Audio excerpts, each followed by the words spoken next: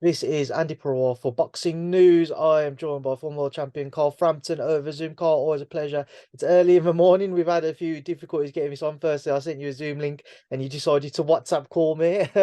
But how are you? Too early, mate. Too early. This is your time, Carl. This is your time. But yeah, Yeah. how's life treating you? It's life's good at the minute, mate. Yeah, can't complain. Yeah, it's good. I'm really enjoying life at the minute. Yeah, all's good. All's good.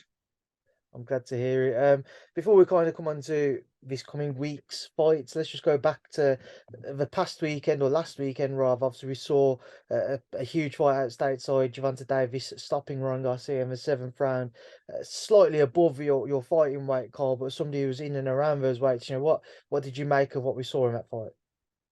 Um, I was really excited about watching the fight. I thought it was kind of a throwback, and two different TV platforms and stuff working together, different promoters working together, which was good, really good. Um, and I was excited about the fight because they're two good fighters fighting each other. Um, Disappointed in the ending and Ryan Garcia and that he stayed on his knee. He made a conscious decision to stay on his knee. You know what I mean? And I don't want to sound like I'm contradicting myself. My kind of opinion has changed a bit on like fighter safety and stuff and the amount of sparring they do and trauma to the head. But um, he took a body shot, which no doubt hurt him. But when you take a real body shot, like that you cannot get up from, I mean, you're rolling on the ground, you're in agony. There's no way you can stand. You can't stand up within 10 seconds. And he just kind of stayed on his knee. And then as soon as the 10 count, it went to 10, he was on his feet. So disappointed in that. But Gervonta Davis, superstar, really. And it's strange because he's he's in terms of lightweights, there's probably Devin Haney certainly ahead of him. He has all the belts. Shakur could potentially be ahead of him. And Loma, depending on what he has left, could also maybe be ahead of him. So he may be the fourth best lightweight in the planet, but he's a superstar, absolute superstar. So yeah, great performance from him. The comments about you being disappointed that Ryan never rose to his feet soon, or he decided to stay on one knee, is an interesting one because it's kind of divided opinion as times progress from the fights. A lot of people think that maybe he could have got up. Some people obviously saying, it's a body shot. It is what it is. He just couldn't quite stomach it. The same, I get that, but he got up at at 11. You know what I mean? That's the big thing here, and um, yeah, I don't know. I just look at someone like Gervonta Davis, who's a real street kid. You know, I don't see him going out the same way, staying on his knee. You know what I mean? I don't see it. It's come out since that I don't know kind of the ins and outs of it, but what the reports are reading that Ryan Garcia had a mole, as it were, in his camp, and somebody who had hurt him, inspiring with a body shot, and then that's been fed back to Gervonta's team, and obviously the body shots what ended the fight. What have been your thoughts on any of those reports? I don't know. Look, it quite possibly could have happened. Look, it happens. Um, Things like this happen in boxing, and in the UK anyway, like it's a really small, close knit community, the boxing world. So stories travel and they get exaggerated, and you never really know what's really happening. But there may have been a mole in the camp, but um, it doesn't really matter. I don't think it affects the performance or the outcome of the fight. Um, we actually had someone when I fought a friend of mine, Phil Brown, you call him. Lives in LA, but from here. But we had him. He went in Leo Santa Cruz's sessions a couple of times. When I fought him the second time, watched him sparring. Um, Told us that he's he's doing everything really long. He's going to box long, like he's trying to really box this time. And his dad was reinforcing it into him all the time that he was going to box long. So he gave us that advice, but we didn't listen to it. Trainers didn't listen to it. Kind of flippantly says, "What would you know?" You know, one of them ones. So we had our own mold, but we never listened. Carl, just kind of sticking with Ryan, he's also we've also seen reports that he's split with Joe Goosen. He's obviously previously with Eddie Reynoso, now he's splitting with Joe. What next for him? Not just in the fighting Don't sense, know. but in the trainer front. I just don't like these, guys splitting with trainers that lose a fight and they're gone. Joe Goosen's a Hall of Fame trainer. He's a fantastic trainer. I heard from someone that Goosen wasn't even invited back to the changing room afterwards with Team Garcia, which was wrong. I don't know. People can make their own decisions, but I just don't like this. Joe Goosen's an amazing trainer. Absolutely one of the best on the planet, I think. And for him to, I suppose, get the boot after Ryan Garcia taking a knee, there was nothing to do with Joe Garcia, you know what I mean, or Joe Goosen there. Ryan Garcia took the knee, and up until like the fight was, not a lot happened in the first round, but I give it to Garcia. He was doing really well in the second round until he get nailed with a good shot, and then he got really hesitant and gun shy. So that's nothing to do with Joe Goosen. So I don't know how a different trainer changes that result. You also mentioned a certain Shakur Stevenson has been an interesting topic. How would about between Gervonta and Shakur play out? You said maybe third and fourth there in your list, or maybe second and fourth rather. How would you see a fight between Shakur and Gervonta playing out? I don't know. Look, but you can make an argument for both guys winning. All I will say is I really want to see it. I think, look, you've got Tank is probably one of anyway, if not the most explosive boxer on the planet at the minute. So very, very exciting. Really short. Like, and I think he's probably shorter than me. I'm 5'5". I would say even tiny bit shorter than me. But it doesn't really affect him because he's so explosive and he can kind of jump from distance into distance. He can land. He's very fast with his hand as well. So an amazing fighter, but I think Shakur is one of the most complete fighters in terms of the whole package that we have at the minute. I think he's very, very special. It's a hard fight to call. It's a hard fight to call. I would just edge Shakur, I think, in that one. Just whilst we advance forwards as well, rather backwards slightly from earlier on in the night, we saw Joe Cordina become a two-time world champion. What did you make of what was a terrific fight with Shavkat Rakhimov? Yeah, great fight. Unbelievable. Like Joe's a fantastic fighter. I don't really know how he makes super featherweight. He's huge. He's a big super featherweight. But he's really earned it. He's done it both times. He was a world champion. I think he unfairly had the belt stripped off him. He had a serious injury, and the IBF didn't allow him to hold on to it while the injury recovered. And then he had to go and beat a new champion again. So he's to become a world champion twice. He's had to beat champions twice. So credit to him. Really good fighter. Fantastic fan base in around Cardiff, and they create a lot of noise. And I suppose that probably the Welsh fans have maybe been missing a superstar for a number of years after Calzaghe left us. Enzo as well was always well supported.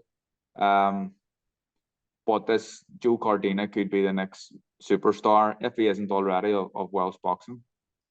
Paul, let's move forwards to this week. Canelo-Ryder, tough task, a big ask for the UK's Mr. John Ryder. But yeah, what does he have to do if he's going to be successful? If he's going to get the rub of the green, if he's going to have his hand raised, how does he do that? he probably has to knock him out. But how do you knock Canelo out? You know, he's been in with guys like Bivol and Kovalev, and they haven't really put a dent in him. Doesn't look like he was ever hurt in them fights. And I mean, like fighting in Mexico for the first time in a number of years, Canelo is the superstar of boxing still. Any close round goes to Canelo. You know, I mean, John has to win them by an absolute landslide to win a round. It's just going to be a really difficult task for him. But I really like John Ryder, and I think that if John puts in a good performance and he's competitive in the fight, and maybe wins a few rounds, not necessarily by the judges, but if people see him winning rounds and think that he's done enough, then there may be even bigger fights. I'm going to say bigger fights. There's not much bigger than the Canelo fight, but I mean fights where John can become a world champion if Canelo maybe vacates a couple of belts or tries to move divisions again. It would be a shame, I think, if John ends his career at some point. I don't imagine he's going to be hanging around too much longer, but it'll be a shame if he doesn't get the chance to call himself a world champion, because there's been lesser world champions than John Ryder, and he probably should have got the nod against Callum Smith. And I don't know. It's just, I don't know. How do you beat Canelo in Mexico? I don't really have an answer for it. Carl, as a former fighter yourself, and as somebody who travelled and fought many opponent in their backyard, how do you prepare yourself mentally going into a fight, knowing that, as you've just said, any close rounds, they'll go against you? How can you prepare for that and think you've got a chance on winning outside of doing something many don't see possible, which is knocking out your opponent? Well, I think for John anyway, it's a win-win scenario here. Like, no one's really expecting him to win, and I probably deep down think if you ask this team, they'll all say, "Yeah, John's going to win." But deep down, they probably understand it's going to be a difficult task. So, I think John just has to go in and perform to his best, and I genuinely think that a competitive performance from John Ryder, he'll be happy with that. And I don't want to sound like I'm being derogatory or disrespectful to John, but just the fact that Canelo is fighting in Mexico for the first time in years, the fact that he's still the number one fighter on the planet, like he is the superstar of boxing. He ain't Mr. Boxing. It's just a real uphill task for John, but I imagine he's getting very, very well paid, which he should be. That should be the case. And he deserves it. He deserves it. But I would love John to be able to call himself a world champion at some point. What do you actually expect to see happen when they step between the ropes? I think that Canelo will win on points. I think it'll probably be a more competitive fight than the scorecards say. But Canelo will win. John will win a few rounds.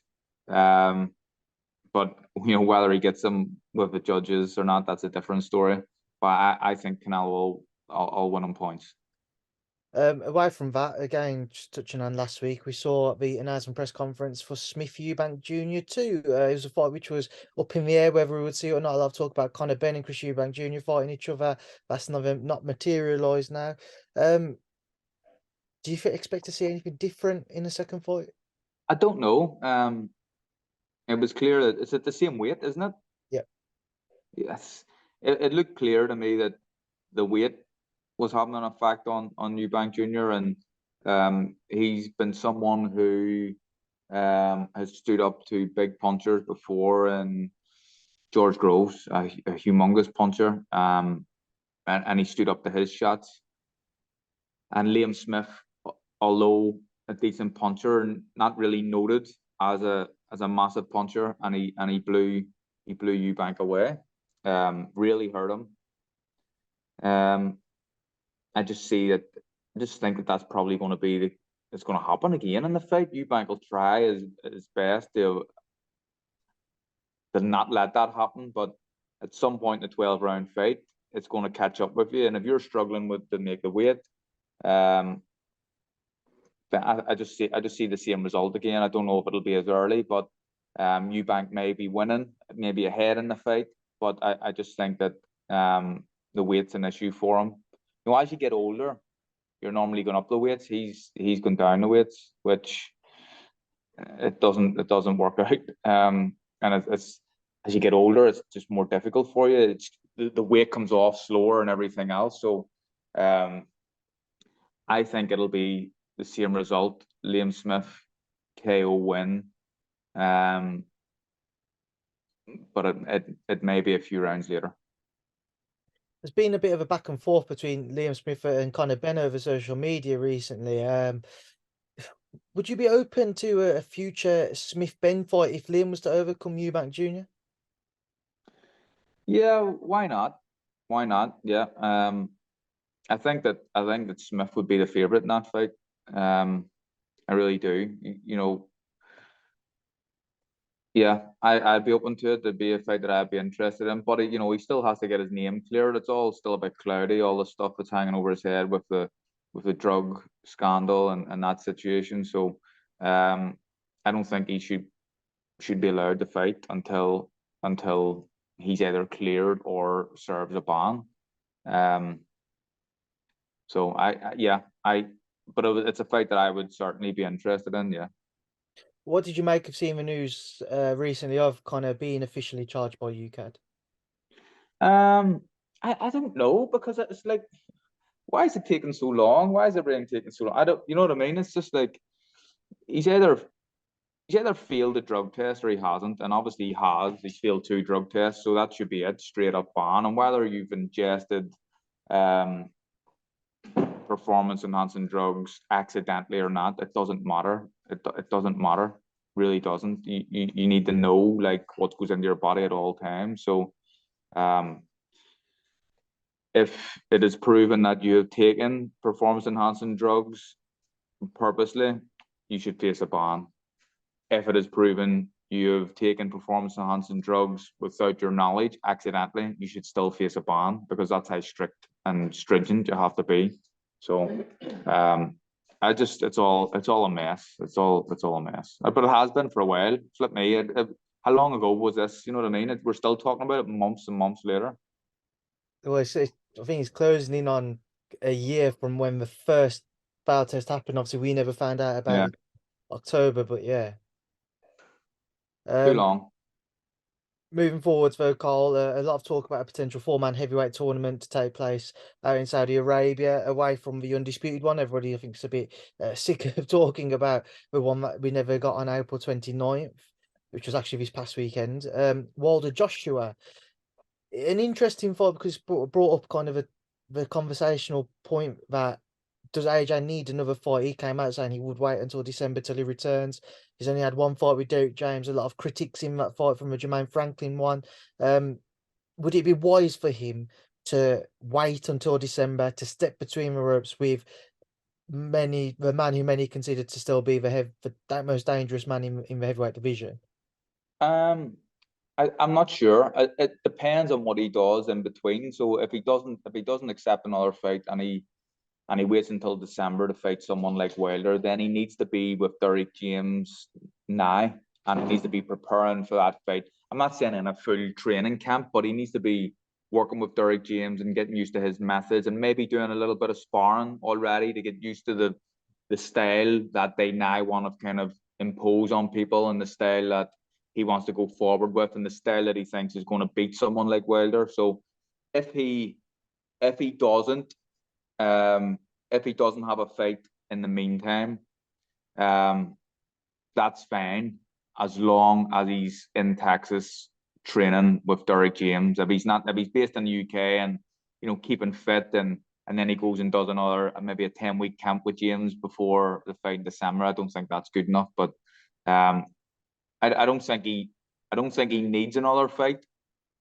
But he does need to be out with Derek James. Like, I don't know if he is at the minute, or where he is, but he would need to get out there ASAP.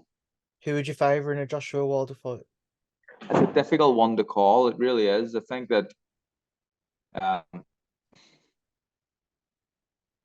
though, gun to my head, I think A, he just, his lack of kind of upper body movement might be an issue. And he could be well ahead in a fight with Wilder. Well ahead. He could have had Wilder on the deck as well, but he's such a dangerous man. There's always a chance that he switches your lights out. So I would love AJ to do it. I really would. And I think his performance as well, his last performance against Franklin was okay. I wasn't one that criticized it too much. You know, new trainer and his lungs look good. But Wilder, I think at some point he could maybe land and that could be it. I would hope I'm wrong though. Just sticking with that division, we was obviously have a copper box on April 15th where we saw Zhang-Joyce stop Joe Joyce. Since then, Zhang's come out saying that Joe wants to invoke his rematch clause with that in mind. The correct move to do so immediately, in your opinion, Cole? I think so. I think Joe, if Joe gets it right, he can beat this guy. And it's not as if he's not the youngest guy in the world, so he can't wait around and have another interim fight and then fight Zhang and then wait on the winner of a Fury and Usyk, whatever. That's a long time away. So I think he needs to do things quick. So I think it's probably the right move, you know, to fight Zhang again, but he needs to be so much better. He needs to be so much better. It looked at times that he'd never even ever seen a southpaw ever before in his life. It was a really poor performance from Joe, but he will know that, and he know he'll have to be better.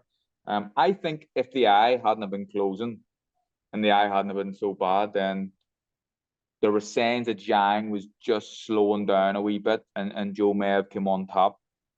But you know, if your granny had balls, should be your granda, one of them ones. Zhang was the one who closed his eye for him. But I think Joe could win a rematch, but he has to be a lot better. Just move forwards once again, Cole. Obviously, somebody you know well, Mr. Mick Conlan attempts to become world champion when he faces a certain Luis Alberto Lopez, who defeated Josh Warrington at the back end of last year. Will Mick have his hand raised? Will he become Ireland's next world champion? I hope so. I really do. It's a difficult fight though. I think it's a real 50-50 at this point. I really do. I think Lopez is a quality fighter. I think he punches reasonably hard. He's different than most Mexicans, where he's a bit more awkward than most Mexicans. Like he jumps in from different angles, and I think it's a difficult fight for both guys. I'd favor Mick at home, and I hope that he can do it. But what I will say is, after the Lee Wood loss and everything else that's been on, that Mick will have earned a world title. You know what I mean? If he goes and beats this guy, because he's a credible champion. But difficult fight, really difficult fight, and I hope he can pull it off. But I'm looking forward to it. This is the first. It's on BT Sport, obviously, which is great. So it's kind of the first big fight in Belfast since one of my own. So I'm looking forward to being the other side of the ropes and just taking it all in and seeing what it's like. So yeah, I'm buzzing for the fight, and I hope that Mick can put it off. And obviously, you've just said that you're rooting for Mick. With that in mind, how does he go about beating him? I know you just mentioned the awkward dimensions and angles that Lopez throws from, but how does Mick overcome that? How does he get his hand raised? Well, Mick can be awkward for people as well. He's one of the most skilled fighters that I've ever seen in terms of his technical ability.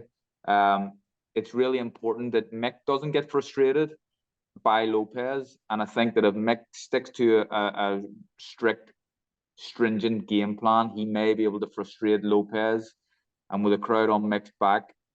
What I don't want him to do is get carried away with the atmosphere, and I think that he doesn't need to win rounds big. He just needs to do enough to win the rounds, and I think home advantage can be good at times, but you can also get carried away a wee bit as well and walk into things that you don't need to walk into. So I think if he sticks to a strict game plan, tries to frustrate Lopez a little bit and not get frustrated himself, then he's a great chance of winning it. Taylor Cameron, the week before that, I know obviously you'll be rooting for Chantelle because of your past relationships with her, but what do you see in that fight? It's been billed now as it gets closer as a 50-50. It is a 50-50. I think that what I have to say is you have to give Katie Taylor all the credit in the world for even taking this fight, because there's talk the Serrano fight fell through, she's injured. So that looks to be Katie's next fight, all being well, probably at Croke Park as well. So Katie could have sat on the sidelines and waited. She didn't even need to have a fight and wait in Serrano, or she could have fought an absolute mug for her first fight as a professional in Ireland. But instead, she decides to go up a division to fight the top girl in the division above who owns all the belts. And what she has says, and I think some of the men can take an example out of this, she hasn't made Chantelle come down from 140 to like 138 or 137. There's no rehydration clauses or anything like that. She's just said, I'll fight, if Serrano's not around, we'll go up a division and fight the top girl in the division above. It's incredible, really. Difficult fight for both girls, but I'm buzzing for it. I think it may be. I'm going to the fight, obviously. I think it may be. I've been involved in some big atmospheres, and I've been at some big nights with big atmospheres. This could be the best atmosphere that I've ever been in. Genuinely. Big statement, that call. Yeah, honestly, she's a hero. The crowd will be electric.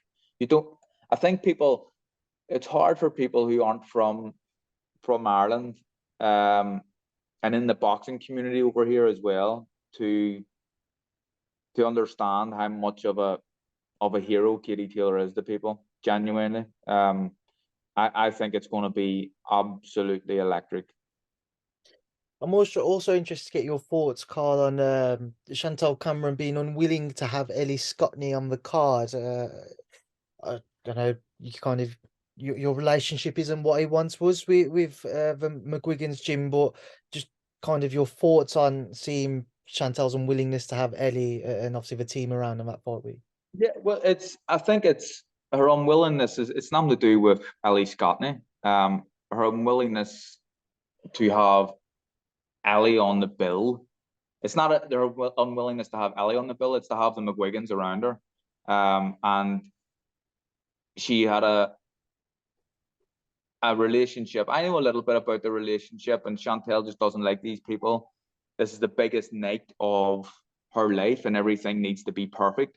So you got to understand, like in fight hotels and around fight week, you're bumping into the same people. And if Chantelle has anxiety about being around the McGuigans, which she does, she's talked to me about this. If she gets a little bit anxious about being around these people, you don't want them around at all. On the biggest night of her career, everything has to be perfect. And, unfortunate for Ellie that she's not getting the fight on the Katie Taylor bill, but the fight has been rearranged. But I completely understand that, and I think it's the right thing to do. It's difficult to say too much, but I mean, the anxiety that Chantelle gets around these people. Imagine being in a hotel and sharing a lift with someone getting in the lift that you like the McGuigan, she or a Barry or someone. It wouldn't be a nice atmosphere for her. And I think she done the absolutely right thing. I know she got a wee bit of criticism and stuff about it, but everything needs to be right here. And hopefully, I think people understand that are in the know. You know what I mean? I think people do understand, and I think that people that are in the know understand it was the right thing to do. All the way from that, obviously you've got Haney Loma on the horizon, May 20th. Yeah. What happens? I would love Loma to do it, but I just don't know how much he has left. I want to see how much he has left. Haney's a very good fighter, massive as well for a lightweight. Lomachenko, obviously the smaller guy in the fight, and his style, because he's the most unique style in boxing. Well, I say unique, but him and Usyk have a similar sort of style, don't they?